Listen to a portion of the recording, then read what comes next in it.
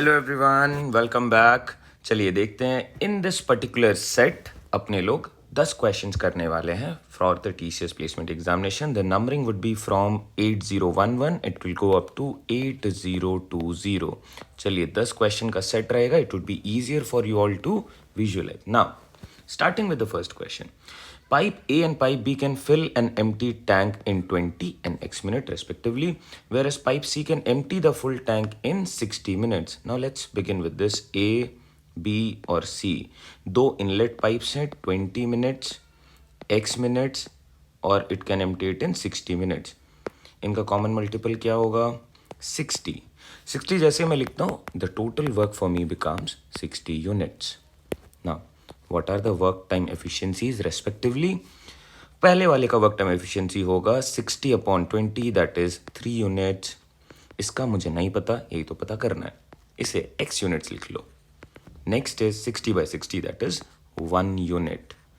लेकिन ये पानी बाहर निकाल रहा है, it is emptying the full tank. इसे नेगेटिव रखो, इसका नेचर ऑफ वर्क बिल्कुल ही ऑपोजिट है टू द इनलेट पाइप्स, इसीलिए इसे नेगेटिव से डिनोट कर रहे हैं। Now, if all 3 pipes are open together, the tank will be filled in 15 minutes. This is given. So how do you calculate time? Time is equal to total work upon 1 unit work, that is A plus B plus C if they operate together. Now, from here cross multiplying A plus B plus C कितने हो जाएंगे? Total work upon the total time taken. Now substituting the values that we have, A के लिए we have 3 unit, B के लिए it is x unit and C के लिए we have -1 unit, और ये total work that is 60 upon the time that is 15. ये cancel करके what do we have? This is 4 and 3 minus 1 is 2. So 2 plus x is 4, therefore x is equal to 2 units. अच्छा, x की work time efficiency आ गई मेरे पास as 2 units. क्या पूछा है मेरे से? What is the value of x? So x will take, that is how much time will x take? X will take 60 units upon 2 units, that is 30 minutes. This is the time taken by x. चलिए moving on. Next. A and B working alone can do a piece of work in 8 days and 5 days respectively. So A के लिए 8 days. What about B? 5 days. Work, or let's say the total work, 8 5s 40, common multiple. As soon as I write, जो भी मैं लिखता हूँ यहाँ पे वो मेरा total work बन जाता है. Now, we have work time efficiencies as 5 units and 8 units respectively. They work together and a total payment of 6500 is made to them. What is the share of B? देखो, B सबसे ज़्यादा काम कर रहा है, 8 यूनिट्स कर रहा है वो रेस्पेक्टिव टाइम में। हर दिन वो 8 यूनिट कर रहा है और उसी रेस्पेक्टिव टाइम में A 5 यूनिट कर पा रहा है। तो what should be the share of B? The share of B would be 8 parts out of 8 plus 5 into 6500 rupees, which is 8/13 into 6500. Let's cancel it out. 4000 should be the share of B. Moving on. Next, a question on ratio proportion. Given values are A is to B as 2 is to 3, B is to C as 4 is to 5, and then it is saying D is 20% more than C. चलिए, first let me come to the value for A, B and C. क्या common दिख रहा है आपको? Common B है ना? क्या यहाँ पे B सेम है? कॉमन का मतलब सेम होना चाहिए, सेम नहीं है, आप इसे सेम कर दो. How can you do that? Multiply this with 4, multiply this with 3. What do you get? 8, 12 and 15. These are the values for A, B and C, comparative value. Now, D is 20% more. 20% का मतलब होता है 1/5. 1/5 of what value? C. So this is 3 more. So now if I write A, B, C, D, it is 8, 12, 15 and 3 more to C, that is 18. क्या पूछा है? Ratio between A and D. A upon D is nothing but 8 upon 18. Do we have 8 upon 18? No. So let's simplify. 4 upon 9. Do we have 4 upon 9? Yes. Option A is the correct fit. चलिए, moving on. Again, a question on ratio proportion. Let's see, there are 3 persons, Avishek, Bhavani and Chitra. मैं इन्हें 3 initials से denote कर रहा हूँ. A for Avishek, B for Bhavani and C for Chitra. They are dividing a sum of rupees 10,200 is the total value in the ratio 4:7:6. So what would be the share of A?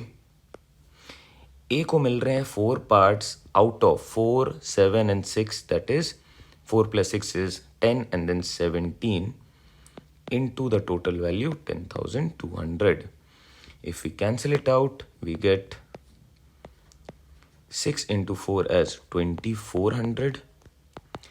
B को कितने मिलेंगे? 600 into 7 which is 4,200 and respectively C को कितने मिल जाएंगे? 3,600. चलिए, I hope this distribution is clear. Now Abhishek and Chitra अच्छे लोग हैं. They are doing charity. कितने कितने के? 600 रुपए के. तो चैरिटी में चली गई ना, 600 सब्ट्रैक्ट कर दो अभिषेक और चित्रा से. कितने कितने बच गए? 1,800 and 3,000 is the value after charity. पैसे चैरिटी में चले गए. Bhavani was smart and she lent out 3,000 to Krishna and earned an interest of 1,200. तो ये इसकी अर्निंग हो गई. इसे ऐड कर दो. क्या बन गया? नया वैल्यू 5,400. अब आपसे क्या पूछा है? What is the ratio of amounts within them now? Let's simplify. Those zeros gone, gone, gone. Then we have 18, 54 and 30. Common multiple, common factor इनमें 6 है. 6 से अगर मैं cancel करूँ, this would be 3 times, this would be 9 times, this would be 5 times. 3, 9 and 5, it's there in option number D and that would be the correct fit here. चलिए, moving on. Next question. Again, a ratio proportion based question. Let's see, what do we have? A is to B as 5:7. Then we have 1 upon C and 1 upon B, that is inverse. This is 8 into 9. So if we simplify this, it is simply B is to C as 9:8. I hope this is clear. चलिए एक बारी इसे समझ लेते हैं. Let's see. What happens if we cross multiply this? So it is 1 into CB and then this is 1 by B into CB. क्या बन जाएगा ये? This becomes B and this becomes C. So B is to C becomes 8:9.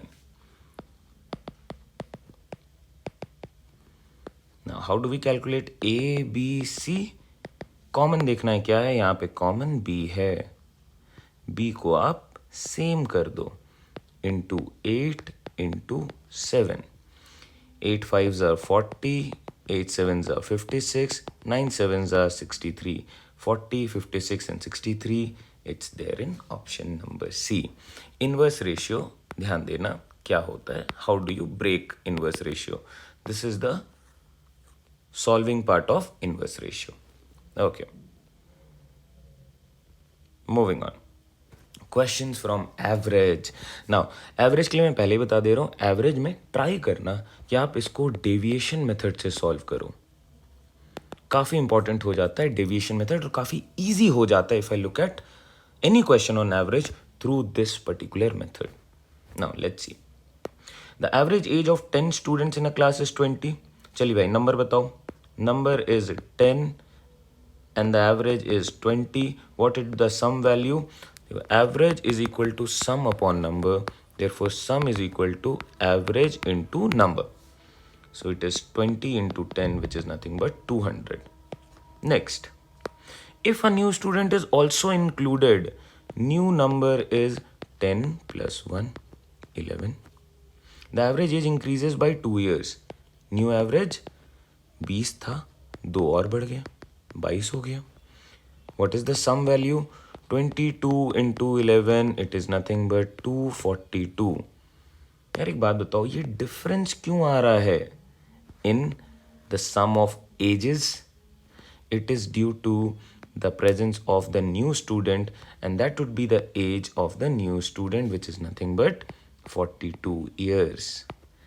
Now this is a basic method to do it. बहुत ही basic method है, कुछ नहीं करना होता है यहाँ पे आपको whatever is written line by line आप उसे बस उस तरीके से सॉल्व कर डालो, that's it. लेकिन जैसा मैंने इसमें बोला, try to use deviation. Now let's see if we use deviation in this case. क्या मैं जल्दी आंसर कर पाऊंगा या इजी होगा, क्या होगा, देखते हैं. चलो let's see. Okay, initially the number of member is 10 and इनका एवरेज गिवन है एज 20. एक और इंसान आ रहा है जिसके वजह से ये एवरेज 2 से इंक्रीज हो रहा है. अब ये जो एवरेज है ये कितने लोगों के लिए इंक्रीज हो रहा है 2 से? For all 11 members. कितने से इंक्रीज हो रहा है? 2 से. So it is 22. So what should be the age of the new student? 20 plus 22, which is nothing but 42. Please follow my master class on average to understand the basics of deviation. ये इतना simple है, ये इतना easy है और बहुत जल्दी चुटकियों में आप इसे आंसर कर सकते हो. ऑल राइट, चलिए moving on. X is the arithmetic mean of first 4 prime numbers. First 4 prime numbers मैं देखता हूँ क्या क्या है. What are the first 4 prime numbers? 2 is the first one, 3 is the next one, 5 is the next one, and then we have 7 upon 4. 3 and 7, 10, और ये 17. 17 by 4 we get the value as 4.25. Okay, next. Y is the arithmetic mean of first 4 composite numbers. Composite numbers are 4, 6, 8 and 9 upon 4. This is 18, and 18 plus 9 is 27 by 4. So we get the value as 6 point something. Let it be for now. Next, Z is arithmetic mean of first 4 multiples of 11. 11 के first 4 multiples 11, 22, 33, 44 upon 4. Consecutive है तो इनका average कैसे निकलेगा? Last value plus the first one upon 2. Consecutive numbers के लिए highest plus lowest by 2. It is 55 by 2 which is nothing but 27.5. Okay, चलिए ये सारे वैल्यूज मेरे पास आ गए हैं. Let's replace them and find the mode of the given data. So x के लिए आई हैव 4.25, y के लिए we have 6 point some value and z के लिए we have 27.5. Mode is the number with highest frequency. क्या मुझे ऐसे values और भी दिख रहे हैं? बिल्कुल भी नहीं. But if I see 7 is occurring 3 times, 9 is occurring 2 times, 3 is also occurring 2 times. So which is the mode? Clearly it's 7, which is the mode. Mode is number with the highest frequency. All right, moving on. There are 13 two-digit consecutive odd numbers and 39 is the mean of the first 5 numbers. देखो यार, जब भी मैं consecutive numbers के बारे में बात कर रहा हूँ और उनके average के बारे में बात कर रहा हूँ, 39 is the mean of first 5. तो N1, N2, N3, N4, N5 अगर ये consecutive हैं, इनके बीच में equal gap है, naturally N3 which is the middle number becomes the average. तो N3 की वैल्यू हो जाएगी 39 अगर ये एवरेज या मीन दिया हुआ है. अब ये नंबर्स ऑड हैं तो नेक्स्ट नंबर क्या होगा 41, नेक्स्ट नंबर क्या होगा 43, प्रीवियस नंबर क्या होगा 37, पहला नंबर क्या होगा 35। अब आपको सीक्वेंस मिल गए 13 नंबर्स के। फिर से ये सारे नंबर्स कॉन्जिक्यूटिव हैं and we are talking about 13 consecutive numbers. Centre वाला नंबर कोई आएगा क्या? बिल्कुल आएगा। n7 is the centred value and n7 is the mean of 13 numbers. तो n7 की वैल्यू कितनी हो जाएगी 45 and 47। Without even solving further मैं इसे ऑप्शन ए मार्क कर सकता हूं इफ इट इज आस्क्ड। क्यों? Because these are not random numbers. ऐसी कोई भी रैंडम नंबर्स नहीं, इनके बीच में इक्वल गैप है। These are all consecutive numbers. तो कॉन्जिक्यूटिव नंबर्स का अलग ही फंडा है और ये बहुत ही मज़ेदार भी है। चलिए moving on to the next question. Okay, ninth question for today.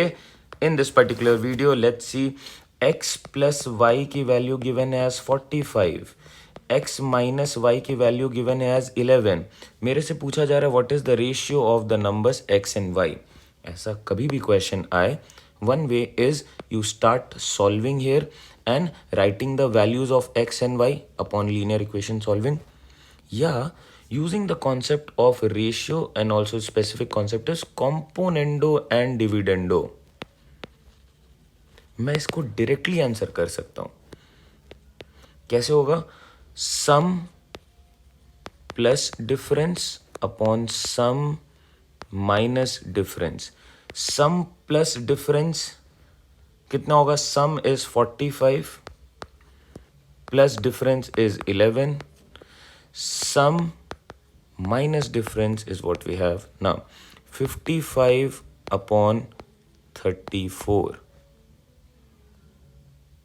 sorry 56 upon 34। can this be further simplified? yes, so क्या बन जाएगा 28 upon 17 which is right there in option A। आप यहाँ से भी इसे सॉल्व कर सकते हो। This is method number 2 and which you should be following. क्योंकि देखो मेथड नंबर 1 तो आप कभी भी बना लोगे। Please try and learn method number 2, the shortcuts, the tricks. चलिए moving on. Next last question for this particular video. Let's see कि कैसे बनाना है। ये वेन डायग्राम का क्वेश्चन है। जल्दी से पहले सेट बना लेते हैं just to explain you a bit. In an examination, 80% of the students passed in science. Let's say this is 80% और ये science के लिए। 70% passed in maths and there is an intersection between both of them, that is 60% students. Let's say this is math circle. How many passed? 70%. What is the intersection here? 60% of students. Okay. How many students failed in both? That means passed in none, not part of any of this. That is 65 in terms of number, not percent, number. इसलिए मैंने यहाँ पे percent नहीं लिखा है। अब इसका एक फॉर्मूला है, total is always equal to a plus B minus both plus none. Total since we are talking about percentages, 100%। कोई भी चीज़ अपना टोटल अगर है तो वो 100% है। ए को मैं साइन से रिप्लेस कर देता हूँ तो ये 80% है। बी को मैं मैथ से रिप्लेस कर देता हूँ, this is 70%, minus 60% plus none. क्या बन गया ये? 100% and this is 80, 70, 150, 150 minus 60 is 90% plus none. Therefore, none as you can see is simply 10%. और none की वैल्यू कितनी दी हुई है? This is equal to 65.